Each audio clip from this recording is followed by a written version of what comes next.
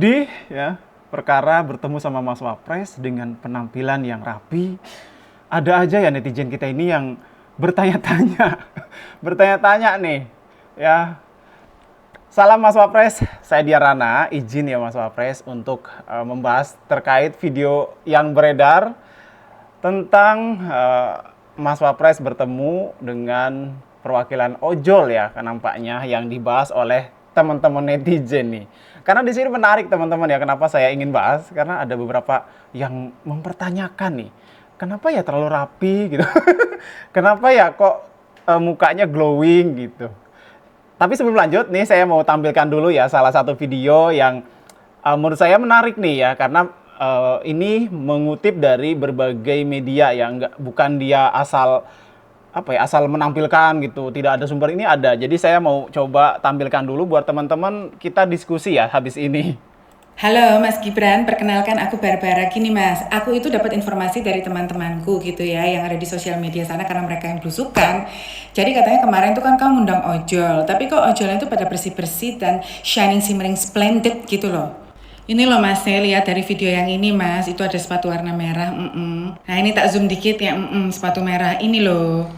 Jadi berdasarkan informasi yang aku terima, karena temanku itu ternyata kolektor sepatu, Tuh, dia bilang, gue dulu kolektor sepatu limited edition, sekarang udah males. Jadi dia tuh tahu Mas, harganya berapa ngono kuwi. Oh. Terus aku bilang, nggak boleh gitu, lu tuh harus berbaik sangka. Siapa tahu mungkin sepatunya itu replika, jadi bukan orisinil atau original, gitu loh. Terus ada yang bilang juga kalau ini sepatu dan jaket bapaknya itu kayak jaket baru gitu. Sepatunya tuh kayak sepatu baru juga gitu. Terus aku bilang kan, ya siapa tahu mungkin dimodalin sama perusahaannya kan mau ketemu sama Mas Gibran gitu. Kita tuh harus berbaik sangka Mas, beneran deh. Jadi nggak boleh berburuk sangka, serius. Bahkan ada yang ngelingkerin gini nih Mas tuh, pakai sepatu pantofel gitu kan, kayak buat kerja gitu. Ini jangan-jangan bapaknya kerja di mana nih? Cuma dijaketin doang. Terus aku bilang, astagfirullahaladzim, gak boleh gitu. Bapaknya glowing mungkin pakai skincare, udah tak gituin Mas Gibran, beneran gitu loh. By the way, pedal gimana Mas? Udah dapet lapangan gitu? Jangan dadakan Mas. Kalau mau main pedal kesian yang lain yang udah ngetek lapangan itu dari lama kan akhirnya jadi bubar jalan tuh, nggak bisa latihan. Lain kali Mas itu harus dari jauh-jauh hari lah gitu. Seru ya, seru banget. Makanya banyak loh beredar di video-video tentang video yang pertemuan dengan Mas Wapres ya, perihal ojol ya, kalau saya lihat dari videonya tadi. Dan saya menemukan juga videonya teman-teman ya, tentang ojol ini. Ini saya tampilkan dulu sebelum kita bahas ya tentang bagaimana sih harus kita sikapi gitu. Tapi sebelum ke video nanti, kita coba sedikit bahas ya pandangan saya nih, yang pernah dari desa menuju istana ya. Ini pengalaman saya gitu. Saya dari desa di Kalimantan Timur diundang untuk bertemu dengan pimpinan gitu, pimpinan negeri ini. Ya Mas Wapres termasuk kan, presiden, wapres itu termasuk. Nah itu ya, ini pengalaman pribadi nih. Jadi sebelum saya coba melihat lebih jauh kepada teman-teman ojol, ini pribadi saya gitu. Saya itu mempersiapkan penampilan sedemikian rupa. Karena saya tahu gitu, kalau di sekitar pimpinan itu, pemimpin negeri ini, akan banyak kamera. Akan banyak kamera. Sehingga saya pikir saya harus menyiapkan, saya harus rapi mungkin. Meskipun saya nggak punya, saya harus menyiapkan. Dan itu yang saya lakukan beberapa kali bertemu dengan Pak Presiden maupun dengan pejabat lainnya di negeri ini gitu. Jadi kalau dipertanyakan seperti ini ya lucu aja ya kan, orang juga pengen terlihat bagus gitu ya di mata Wapres. Apalagi ini kan kalau kita lihat teman-teman ya, kalau kita lihat ini kan diundang ke sebuah pertemuan gitu, bukan di tengah jalan yang bertemu di pinggir jalan ya. Mungkin kalau seumpama bertemu di pangkalan ojek ya, atau enggak ditemu di pinggir jalan lah istilahnya yang tidak direncanakan, mungkin bisa jadi ojolnya belum siap pakaian, masih pakai yang dipakai. Oke, pasti masih bisa dipikir lah, oh ini jangan-jangan settingan, bisa bilang begitu ya. Tapi karena ini bertemunya di satu tempat, pastinya kita juga kalau jadi ojolnya ya, mungkin teman-teman semua nih, ya enggak? Kalau kalian nih dipanggil sama tim wapres untuk berdiskusi. Pasti kalian mempersiapkan kan untuk yang paling bagus gitu, yang mana sih untuk bisa dilihat gitu. Ya kan?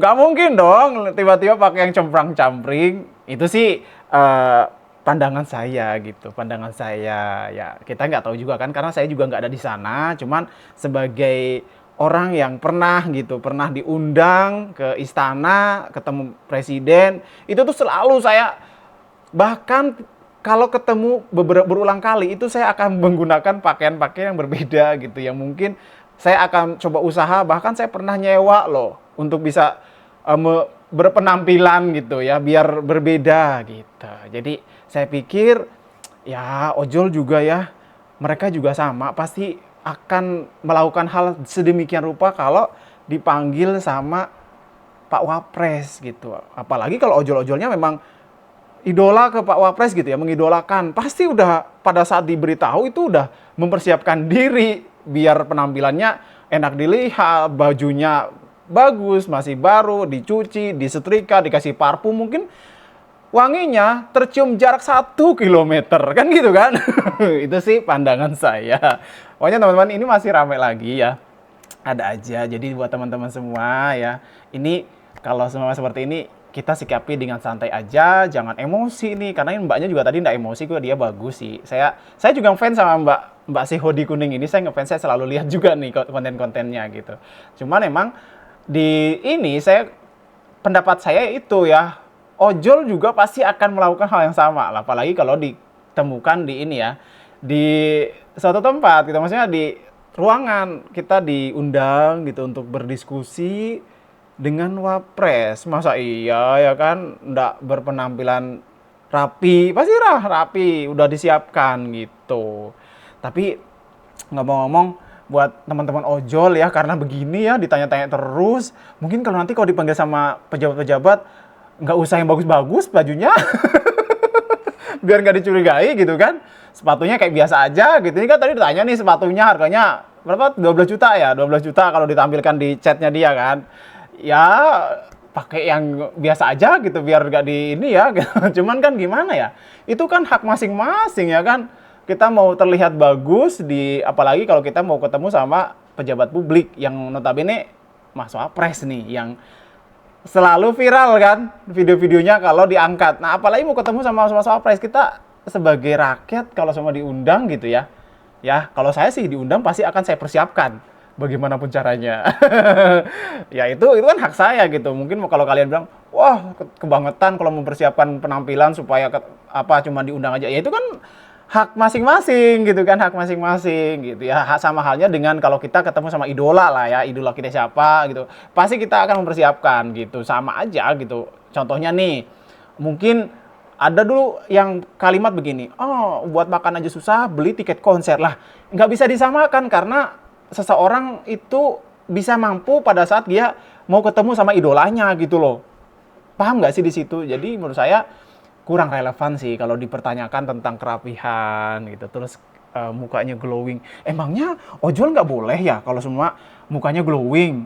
Banyak kok kalau saya lihat ojol-ojol mukanya glowing, karena yang sering ngantar ke tempat saya nih, kalau semua ngantar-ngantar paket ya, saya kan sering COD di sini ya, sering COD. Itu mukanya mulus-mulus loh ya. Itu di sini ya, di kampung, apalagi kalau di kota-kota besar mungkin mereka akan lebih instan gitu untuk merawat dirinya. Itu sih pandangan saya. Jadi jangan mentang-mentang ojol, emang kenapa gitu kalau ojol mukanya bersih, mukanya glowing ya. Ya mungkin dia pakai ini ya, mungkin dia pakai skincare yang bagus gitu kan. Kan banyak sekarang sudah beredar yang bisa digunakan gitu. Iklan lagi kan saya. Nah, tadi yang tadi kan di pause-pause ya sama mbaknya. Ini video lengkapnya ini kayak gini nih teman-teman ya. Saya lihat yang beredar. Nih seperti ini yang dilihat kan rapi bilangnya kan, orang-orangnya pakai jaketnya masih bagus, tapi kan nggak semua tuh, ada juga tuh yang udah pernah dipakai juga kalau saya lihat ya, nggak semuanya baru gitu kan.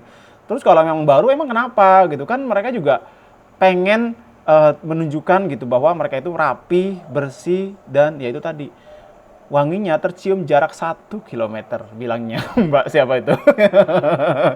Nah ini ya videonya teman-teman semua yang lagi ramai lagi nih di media sosial, yang lagi diperdebatkan lagi tentang Mas Wapres ya. Mungkin buat Mas Wapres ya, boleh dong ketemuannya mungkin di lapangan gitu, biar nggak dicurigain sama mereka-mereka lagi gitu.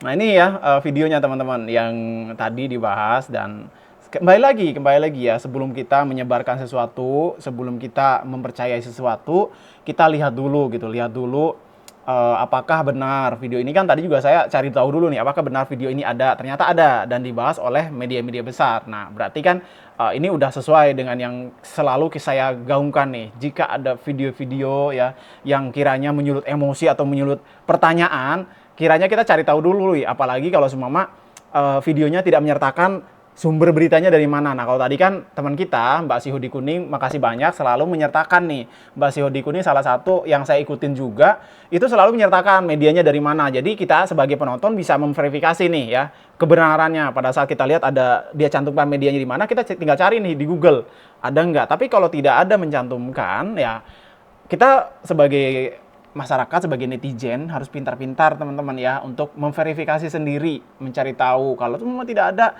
jangan dulu disebarkan, jangan dulu disebarluaskan, karena kita belum tahu apakah itu benar atau tidak. Dan kalau ini memang pertemuannya nampaknya benar ya, karena sudah ada di berita di berbagai media ya, berbagai media arus utama di Indonesia, dibahas oleh banyak kreator juga ada, dia udah mulai ramai.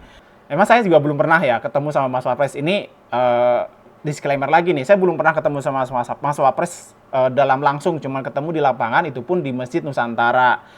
Ya, itu garis bawahi. Jadi, saya di sini nggak ngaku-ngaku sebagai orang terdekat gitu, enggak ya. Pokoknya apa yang saya suarakan ini ya berdasarkan pengamatan saya saja, berdasarkan apa yang saya pikirkan. Jadi jangan dipelintir ya kalau saya ini disuruh nih ya. Itu banyak kan nih di sini komentar tadi waktu pada saat saya bikin video pertama atau yang itu mulai banyak tuh yang mengatakan, wah ini ternak. Nah, padahal ya, yang saya bahas di sini ini sebisa mungkin netral nih ya. Ya, di sini sebisa mungkin netral. Saya akan mendukung seluruh keputusan kalau seumpama itu baik untuk negeri ini dan juga baik untuk masyarakat luas. Kan gitu. Jadi kita jangan terlalu jangan terlalu semua yang tidak sesuai dengan kalian itu dianggap musuh kalian. Enggak gitu ya. Tidak semuanya kita harus sama, tapi kita harus tetap bersaudara. Itu yang harus ditekankan ya. Kita harus tetap bersaudara, jangan berpecah belah. Kalau beda pendapat, beda pandangan itu tidak apa-apa. Cuman kalau seumpama kalian melihat satu video ya yang istilahnya nggak sesuai pendapat sama kalian, analisa lagi, dan analisa lagi. Itu yang terpenting. Analisa lagi, cari sumber-sumbernya yang kalian tidak sesuai. Kayak ini kan tadi saya tidak menyalahkan siapa-siapa di sini. Saya tidak menyerang Mbak Sihudi Kuning karena ya itu tadi, itu kan pendapatnya dia. Maksudnya dia juga udah berpendapat gitu. Dia juga di WA kan, dia juga dikasih tahu gitu. Ya, saya juga sama gitu, karena saya punya pengalaman pribadi dengan diundang gitu dan saya harus menyiapkan diri. Ya ini pendapat saya. Jadi kalau semua ada yang beda pendapat itu hal biasa. Jangan jadi musuh kalian gitu. Justru dengan beda pendapat gini kita tuh bisa saling melengkapi gitu, saling mengkoreksi gitu teman-teman, dan saling mengingatkan. Tapi intinya tetap ya, kita saling menjaga diri ya, apalagi di saat ini ya. Di saat ini kan memang kita sama-sama tahu udah chaos di mana-mana, dan ya semoga ya negeri kita berjalan aman, lancar. Terus juga ini kan tuntutannya sudah disampaikan kan, tuntutan-tuntutan dari masyarakat tentang demo kemarin, semoga itu bisa segera direalisasi. Saya pribadi dari tuntutan-tuntutan itu saya banyak setuju ya. Saya pribadi ya, semoga. Nah, itu lagi kan, ada yang kita bisa setujuin, ada yang kita mungkin bisa tidak sependapat gitu. Tapi jangan juga menyerang teman-teman ya kalau menurut saya gitu. Jadi itu hal biasa gitu. Semoga aja ya apa yang disuarakan sama teman-teman kita itu bisa segera direalisasikan, minimal ya 90%-nya lah ya Pak. Oke teman-teman semua ya, saya Dirana, selesai sudah pembahasan kita di video kali ini. Pokoknya tetap jaga persatuan, jaga kesehatan kalian ya, karena kesehatan kalian adalah tanggung jawab kalian semua.